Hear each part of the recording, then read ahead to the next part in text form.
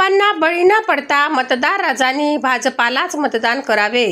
पवन महाराज शर्मा व पल्लवीताई बानोले यांचे आव्हान. विरोधकांच्या कुठल्याही भूलथापांना बळी न पडता मतदार राजांनी निर्भीकपणे भाजपालाच मतदान करावे आणि आपल्या प्रभागाचा व शहराचा विकास करून घ्यावा, असे आवाहन प्रभाग 5चे उमेदवार पवन महाराज शर्मा व पल्लवीताई मोहन बानोले यांनी मतदार राजांना केले आहे. पालकमंत्र्यांकडून भरघोस निधी आणून विकास करू अशा भूलथापांना मतदारांनी बळी पडू नये.